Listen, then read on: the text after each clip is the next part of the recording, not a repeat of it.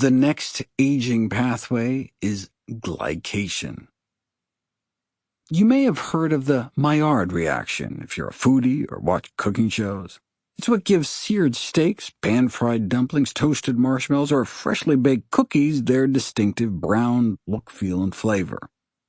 In 1912, the French chemist Louis-Camille Maillard discovered, rather by chance, that mixtures of proteins and sugars turn brown upon heating. In the century since, more than 50,000 scientific papers have been published on this Maillard reaction, in which proteins can become irreversibly glycated or bonded with sugar.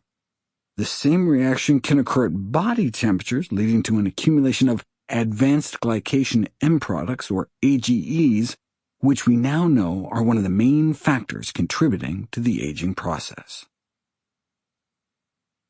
Advanced glycation end products. If you're diabetic, you're familiar with hemoglobin A1C, a test that measures blood sugar control reflecting average blood sugar levels over the prior 2 or 3 months. The blood test just reflects the percentage of hemoglobin in your blood that has been glycated. Hemoglobin is the protein in red blood cells that carries oxygen. The higher your blood sugars are, the more your proteins are glycated. Since red blood cells last about 100 days, the test gives you a rolling average over that time. Diabetes can be diagnosed with a hemoglobin A1C of 6.5% or higher, meaning 6.5% or more of the hemoglobin in your blood has been glycated. A percentage of 5.7 to 6.4 gives a diagnosis of prediabetes, and less than 5.7 is considered normal. So, even if you have normal blood sugar, some proteins and other molecules in your body are being irrevocably glycated. This isn't such an issue for short-lived proteins like hemoglobin, which are rapidly recycled and created anew. But what about long-lived proteins like the crystallins in the lens of your eye? Hemoglobin's half-life, the rate at which half gets renewed, is about 50 days. The collagen in your skin has a half-life of more like 15 years, and the half-life of collagen in the intervertebral discs in your spine is estimated to be at least 95 years. Similarly, elastin, another connective tissue protein, is formed in infancy and has to last your whole lifespan. Glycation causes protein to cross-link together, which stiffens our tissues, most critically our arteries and the heart muscle itself. This impaired elasticity can result in high blood pressure, peripheral artery disease, heart disease, and even cancer.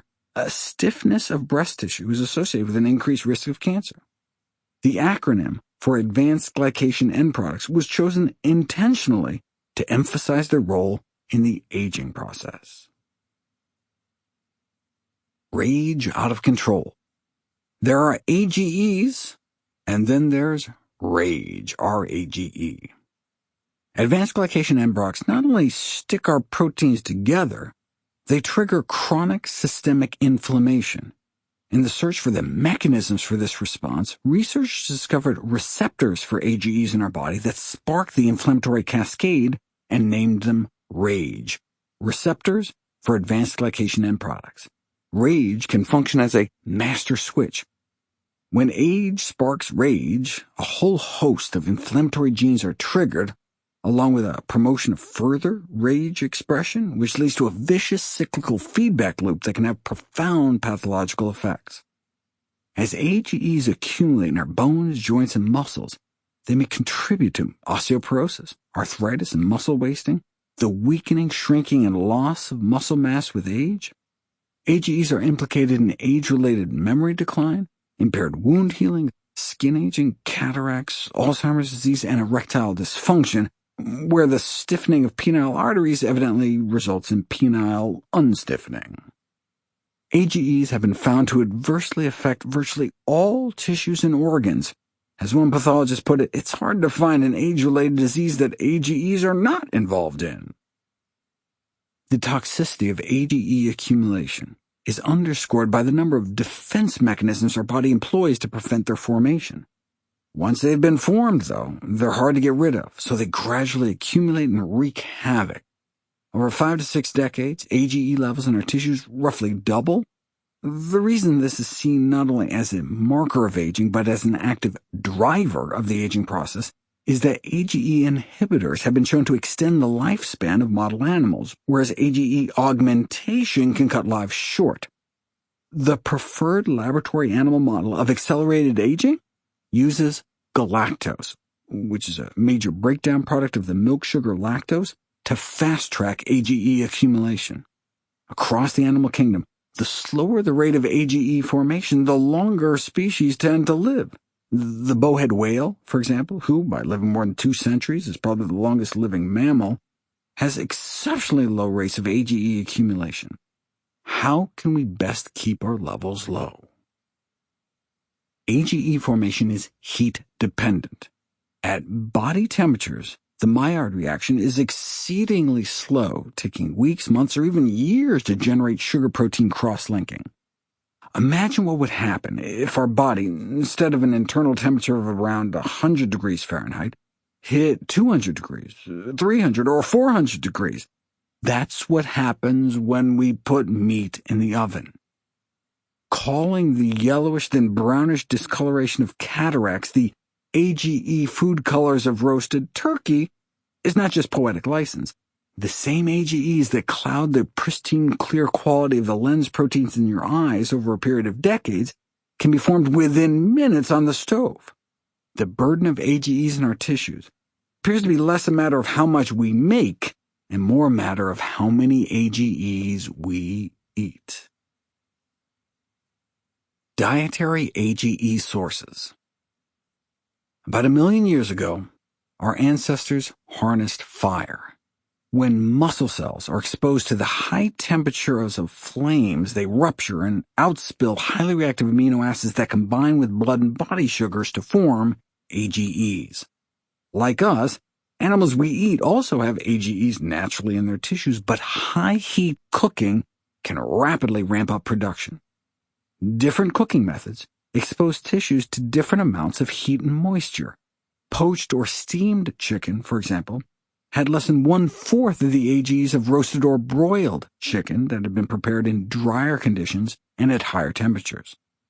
Research on rats performed in the 1970s found that diet-derived AGEs weren't absorbed very well, so dietary sources were dismissed as irrelevant. That is, until a quarter century later, when AGE absorption was finally tested in people. The landmark paper, published in the Proceedings of the National Academy of Sciences, demonstrated that diet-derived AGEs were indeed absorbed into the human body. Further research showed that dietary AGEs contribute more to the toxic pool of AGEs in our body than our own endogenous production. In other words, our AGE exposure is more from what we eat than what we make. As a result, dietary AGEs have emerged as a burning concern in the food industry. The investigators suggest eliminating high AGE foods and high AGE cooking methods to reduce the body's burden of these toxins. Researchers got to work testing AGE levels in more than 500 foods, everything from Big Macs and Hot Pockets to Frosted Flakes and Pop-Tarts. They identified the highest levels in high-heat treated meat, and more generally in animal-derived foods that are high in fat and protein, and determined that the lowest levels are found in vegetables, fruits, whole grains, and milk, with the exception of the dairy milk-based infant formula Enfamil, which has nearly 100 times more AGEs than human breast milk. Meat averages about 20 times more AGEs than highly processed foods like breakfast cereals, and about 150 times more than fresh fruits and vegetables. Poultry was the worst, containing about 20% more AGEs than beef in general. Based on the most extensively cited AGE food database, which includes hundreds of non-meat items, the majority of the top 15 single most AGE-contaminated sources per serving were poultry products, led by oven-fried chicken breast. Researchers were rather surprised that high-fat and protein-rich foods created more AGEs than starchy and sugary high-carbohydrate foods. After all, AGEs are called glycotoxins for a reason. They involve glycation reactions, like the Maillard reaction I mentioned earlier, in which sugars bind to proteins.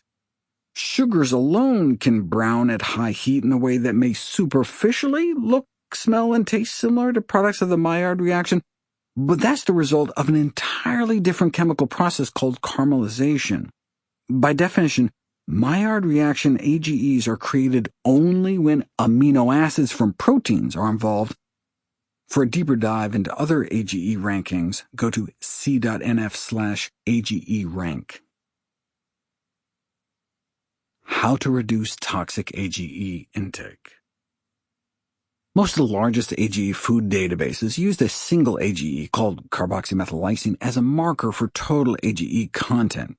But more than 40 individual AGEs have been identified, and not all of them are toxic. Some may even be beneficial. A component in roasted coffee beans, called melanoidin, for example, may even act as an antioxidant. AGEs from animal-derived foods appear to produce more toxic effects than AGEs from plant-derived foods. Not only may plant foods average 30 times fewer AGEs, even if you expose proteins to the same amount of AGEs from plant versus animal sources, there are 25 times fewer cross-linkages and 40 times fewer when compared to poultry AGEs. Plant-derived AGEs also produce less inflammation and fewer free radicals.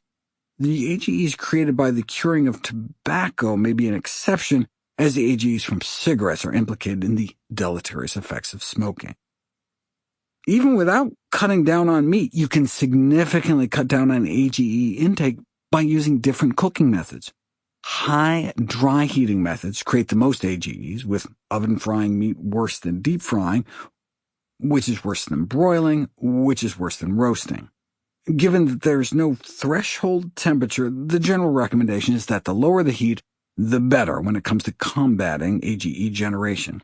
The safest ways of cooking meat are lower temperature moist methods, such as boiling, poaching, stewing, and steaming. Boiled beef has 3 times fewer AGEs than broiled beef. Boiled chicken has 5 times fewer AGEs than broiled chicken, and boiled eggs have nearly 6 times fewer than fried eggs.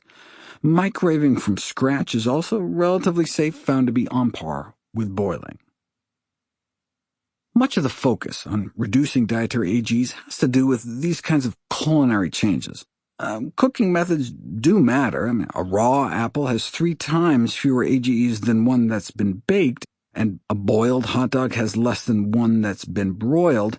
But let's not lose perspective. A raw apple has 13 units of AGEs compared to a baked apple's 45 units, while a boiled hot dog has 6,736 units compared to a broiled hot dog's 10,143. So a baked apple still has 150 times fewer AGEs than a boiled frankfurter, and vegetables, even when grilled, have but a fraction of the AGEs of raw meat.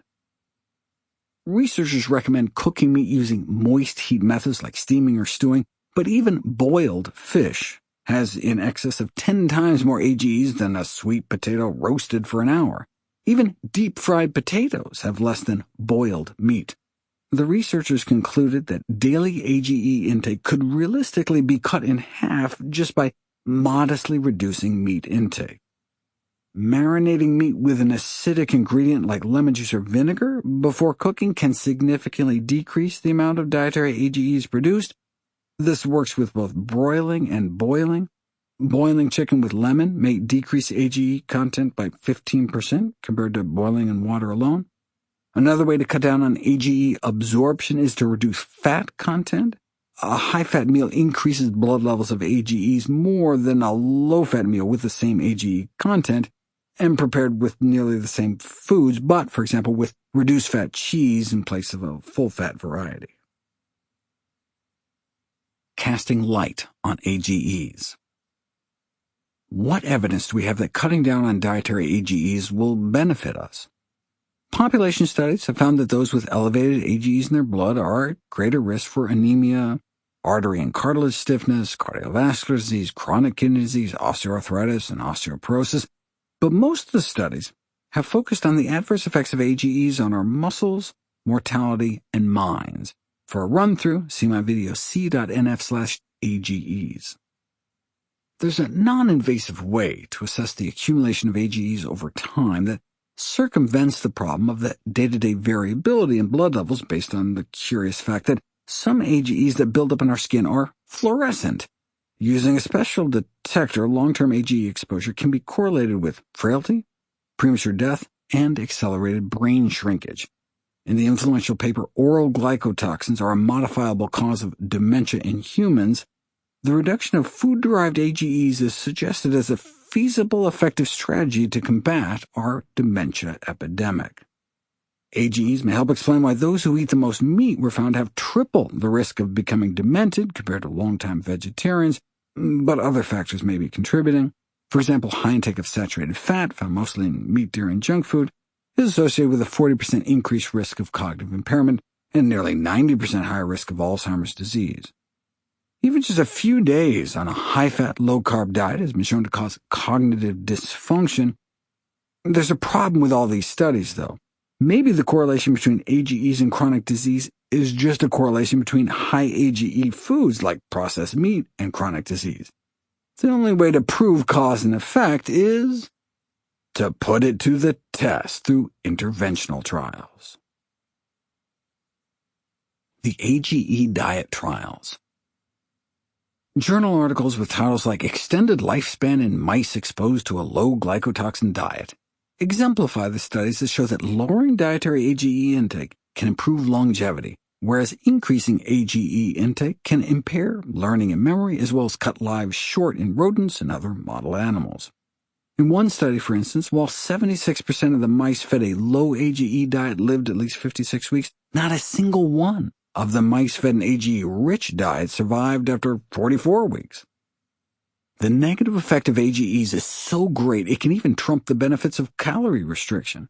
While lifelong calorie restriction predictably prolongs the lifespan of mice, when they're fed high AGE food pellets, they not only die sooner than mice eating regular chow, but they also do worse in every category tested: inflammation, oxidative stress, insulin resistance, and marked heart and kidney fibrosis or scar tissue buildup. The benefits of reducing food quantity can be undone by reductions in food quality. We'll see this in the next chapter, where the well-being enjoyed by members of the Calorie Restriction Society may be constrained by their relatively high protein intake. I reviewed the human AGE trials in c.nf/AGE trials, but basically a single meal of broiled chicken causes a profound impairment of artery function within hours compared to eating the same amount of boiled chicken. Boiled chicken still impaired artery function, but significantly less than when the chicken was broiled. This difference was attributed to AGEs, but other heat-generated toxins are also created when meat is cooked, such as heterocyclic amines, which originate mainly from the creatine in the muscle, so it's impossible to say with absolute certainty what caused the difference. Glycemic load.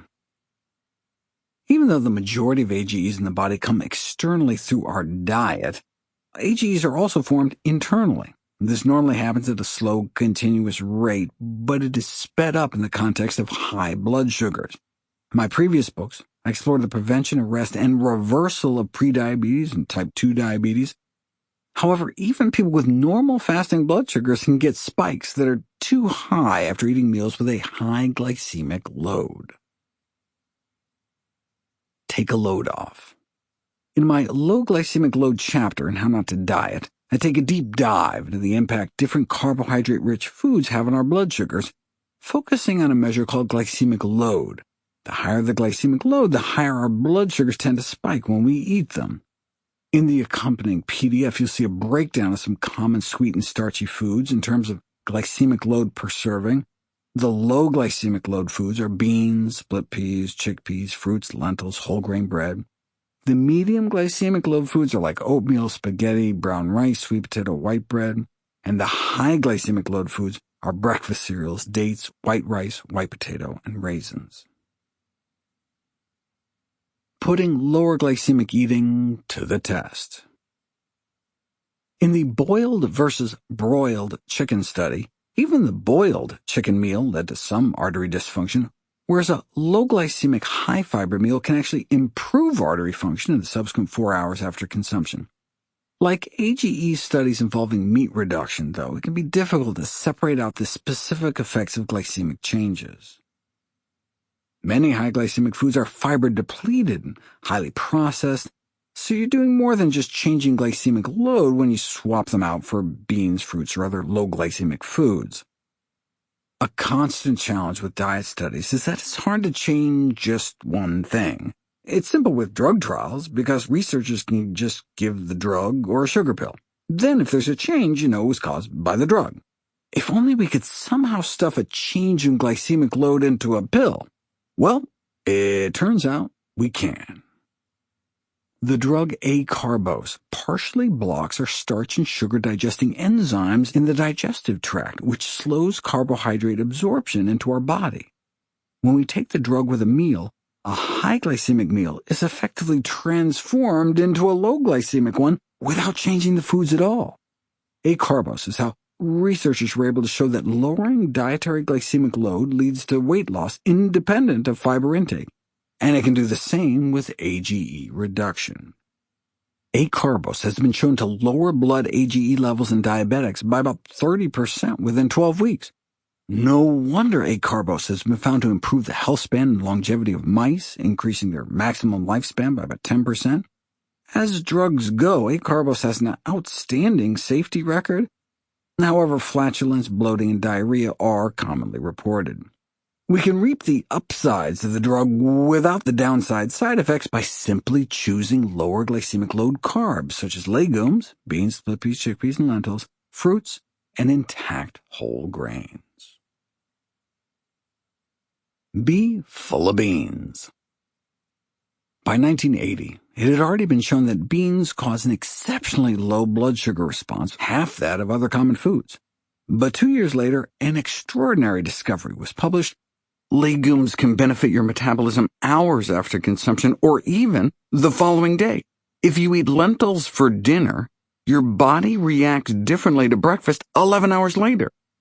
Even if you drink straight sugar water the next morning, your body's better able to handle it if you had lentils the night before. Researchers initially dubbed it the lentil effect, but when subsequent studies found that chickpeas appeared to work too, they changed the name to the second meal effect. How does it work? We scratch our gut bacteria's backs, and they scratch ours. Good gut flora take fiber we eat and produce short-chain fatty acids for us that gets absorbed into our bloodstreams and circulate throughout our systems. So if we eat a bean burrito for dinner, by morning our gut bacteria are eating that same burrito, and the byproducts they create may affect how we digest our breakfast. This helps explain why diabetics randomized to a cup a day of beans, chickpeas, or lentils successfully improved their blood sugar control. Why not just a low-carb diet? Contrary to popular belief, eating a piece of fruit with a meal would be expected to lower rather than raise our blood sugar response, which is why type 2 diabetics are no longer encouraged to restrict fruit intake. A half-dozen randomized controlled trials swapped in fruits for other foods like higher glycemic carbs and found, on average, a significant improvement in blood sugar control. In fact, those who eschew fruits and go on a ketogenic diet to lower blood sugars may actually make things worse in the long run. Those going on ketogenic diets may nearly quadruple their saturated fat intake, and saturated fat can impair the action of the blood sugar-lowering hormone insulin. We've known for nearly a century that a high-fat diet can double blood sugar reactions to the same carbohydrate challenge within a matter of days. Even a single meal can do it. Eating a stick of butter, for example, or drinking a milkshake can dramatically increase insulin resistance within hours. But what if keto dieters stick with the program and avoid carbohydrates to stay in a state of ketosis? AGE levels can skyrocket. One reason diabetics suffer nerve and artery damage is due to methylglyoxal, an inflammatory metabolic toxin that forms at high blood sugar levels. Methylglyoxal is one of the most potent creators of AGEs. Since AGEs are concentrated in high-fat and high-protein animal-based foods, it makes sense that we'd expect high exposures to preformed ones on a keto diet. Similarly, it follows that we'd expect less internal new AGE formation due to presumably low levels of methylglyoxal given low blood sugars. Surprisingly, Dartmouth researchers found more methylglyoxal. After just 2 to 3 weeks on the Atkins diet, subjects had a significant increase in methylglyoxal levels, and those in active ketosis did even worse, experiencing a doubling of glycotoxins in their bloodstream. High sugars may not be the only way to create methylglyoxal. One of the ketones you make on a ketogenic diet is acetone. Sound familiar? It's the primary ingredient in nail polish remover. But acetone does more than strip paint and make keto dieters develop so-called rotten apple breath and fail breathalyzer tests. It can oxidize in the blood to acetol, which may be a precursor for methylglyoxal. This may be why non-diabetic keto dieters can end up with methylglyoxal levels as high as those with uncontrollable diabetes. A side note, what about natural and artificial sweeteners? When people were randomized to drink beverages sweetened with aspartame, monk fruit, or stevia, instead of 16 spoonsful of sugar, the amount of added sugar in a 20-ounce bottle of Coke, they were all found to be equally bad when it came to calorie intake, blood sugars, or insulin spikes throughout the day. Similar results were found for Splenda or sucralose. How is that possible? You cut down on 16 spoonfuls of sugar and you have the same bad blood sugars? The mystery is solved in my video, c.nf/sweeteners. How to reduce the glycemic impact of grains. In my Wall Off Your Calories chapter in How Not to Diet, I explore how the same foods in different forms can have different effects. Steel-cut oatmeal is considered to be a low glycemic index food, averaging under 55, whereas the glycemic index of instant oatmeal is 79, which makes it a high glycemic index food. Instant oatmeal isn't as bad as some breakfast cereals, though, which can get up into the 80s or 90s, even zero-sugar cereals like shredded wheat. How can this be? Modern industrial methods used to manufacture breakfast cereals like explosion puffing and extrusion cooking accelerate starch digestion and absorption, which can cause exaggerated blood sugar responses. Shredded wheat and spaghetti have the same ingredients, straight wheat, but shredded wheat has twice the glycemic index. From a glycemic index standpoint, breads made from sprouted grains with added cracked wheat, whole wheat berries or rye berries, or made with stone ground flour are preferable. If you simply just can't live without white bread, toasting it, using sourdough fermentation if you bake your own, and freezing and defrosting it all lower the blood sugar response. When starch is cooked, then cooled, some of it crystallizes into resistant starch. Starch that is resistant to being broken down into sugars by the enzymes in our digestive tract, which lowers its glycemic impact. This is why pasta salad can be more healthful than hot pasta, and potato salad better than a baked potato. Some grains, notably sorghum and millet, inherently contain resistant starch, resulting in a 20 to 25% lower blood sugar response compared to other grains, such as rice, wheat, or corn. How to reduce the glycemic impact of potatoes. If you look at most whole plant foods, legumes, nuts, vegetables, and fruits, increased consumption is associated with living a longer life, with about 25% less chance of dying prematurely from all causes put together. There appears to be no such protective association with white potatoes, though. Now, potatoes aren't like meat, which may actively shorten your life, but there is an opportunity cost to eating white potatoes, since every bite of a potato is a lost opportunity to put something even more healthful into your mouth that may actively make you live longer. The reason the consumption of white potatoes may just have a neutral impact on mortality risk is that their fiber, vitamin C, and potassium might be counterbalanced by the detrimental effects of their high glycemic index. Can we have our potatoes and eat them too by somehow lowering their glycemic index?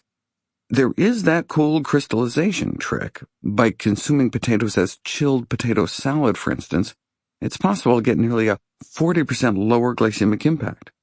To minimize the glycemic index of potatoes, simply pre-cook them and either eat them cold or reheated in the microwave. I call it the nip and nuke method. The vinegar in that potato salad may even have an additional benefit. Strike a sour note. Randomized controlled trials involving both diabetic and non-diabetic subjects suggest that blood sugar control may be improved by adding 2 teaspoons of vinegar to a meal, effectively blunting the post-meal blood sugar spike by about 20%.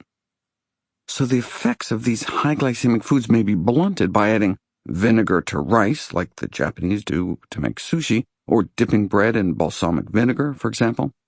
The combination of chilling before eating and adding vinegar to make potato salad was found to have an additive effect. Check out c.nf/lemony for a comparison to the effects of lemon juice. Spice things up. As you can see in the glycemic load per serving chart in the attached PDF, the simplest way to stick to a lower glycemic diet is to try to stick to foods that were grown, not made. If you are going to eat a high glycemic food, vinegar isn't the only way to help blunt the blood sugar surge. For example, if you eat berries with your meals, they can act as starch blockers by inhibiting the starch-digesting enzyme. This then slows the absorption of blood sugars into your system. So if you're preparing a high glycemic breakfast, add blueberries to your pancakes or top your bowl of frankenberry with actual berries. On the other end of the culinary spectrum, onions can do the same thing. When subjects downed about 3 tablespoons of corn syrup, their blood sugar shot up over the next hour and a half from their baseline of about 90 milligrams per deciliter up to around 130 before their bodies were able to tamp them back down. However, when they ate a quarter of an onion with that corn syrup, their sugars only went up to about 115. After eating a whole onion, their blood sugars only reached 105, and 2 onions resulted in only about a 5-point increase to 95. Simply by eating onions, their blood sugars hardly went up at all, similar to what one might experience on an anti-diabetes drug. Spices can also be helpful. An Indian curry with 6 grams of spices, which is about 1 tablespoon, cut the blood sugar response to white rice by 19%, compared to no added spices, and 12 grams of spices, twice the amount, cut the glycemic impact by 32%. You can also drink your spices. Have some ginger tea with 2 slices of refined flour white bread, and you drop the bread's glycemic index by nearly 30%. Cinnamon tea works even better, with nearly a 40% drop in glycemic response. Even regular unsweetened green tea cuts the glycemic impact by about 20%. Of course, not eating white bread in the first place would work even better. What about drinking herbs? Chamomile is one of the most widely used medicinal plants in the world, and for good reason. When type 2 diabetics drank a small cup of chamomile tea after their meals for a few months, they got significant improvement in long-term blood sugar control compared to drinking the same amount of warm water or when pitted head-to-head against black tea. And the side effects? All good. Lower LDL cholesterol and triglycerides, a decrease in inflammation, and improved sleep, mood, and antioxidant status. Chamomile tea and green tea appear to share the same mechanisms for blood sugar control, blocking the transport of sugars through the intestinal wall. Side note, slave to the rhythm. In my chronobiology chapter in How Not to Diet, I explore how our ability to keep our blood sugars under control deteriorates as the day progresses. Thanks to our circadian rhythm, a meal eaten at 8 o'clock at night can cause twice the blood sugar response as an identical meal eaten at 8 o'clock in the morning. Even eating lunch earlier rather than later can make a significant difference. So if you simply have to have refined grains and sugary foods, giving in to your craving might be less detrimental in the morning. Walk it off. Since active muscles can siphon off excess blood sugars, exercise timing can complement meal timing. When type 2 diabetics were randomized to a leisurely 20-minute stroll, about 2 miles per hour, either before or after dinner, researchers found that after-dinner walking can comparatively blunt blood sugar spikes by 30%. Thanks to some tactical timing, the same meal and the same amount and intensity of exercise can give us a significant bonus effect on blood sugar control. Exercising after a meal can bring down blood sugars just as effectively as some blood sugar-lowering drugs, and even just a short 10-minute walk after eating may make a difference. See my exercise tweaks section in How Not to Diet for specifics on optimal timing. Wrapping up this section with my food for thought. AGEs are considered gerontotoxins, meaning aging agents from the Greek geros, meaning old age as in geriatrics, and are implicated in a wide spectrum of age-related diseases. In a sense, we are all slowly being cooked alive. AGEs are formed endogenously in our bodies at body temperature, especially with high blood sugars, but their buildup in our tissues is largely determined by the AGEs we eat or smoke, which are formed at much higher temperatures when some foods are cooked at high heat or tobacco is cured. Rather than addressing dietary change, however, the medical field has focused on inventing drugs to combat AGEs. Lifestyle approaches are said to have zero commercial value, and an argument is made that stewed chicken would be less tasty than fried chicken. Why not have your KFC and eat it too by taking Cremazin, the drug that blocks AGE absorption every time you eat to reduce the absorption of the toxins? It turns out the drug is just a preparation of activated charcoal, like what's used for drug overdoses and when people are poisoned. I'm sure chasing your KFC with some Ipecac would lower your AGE levels too. A safe level of dietary AGE intake is yet to be established, but animal studies show even cutting intake just by 50% can lead to a longer life. The best way to reduce absorption of AGEs is to reduce your exposure in the first place.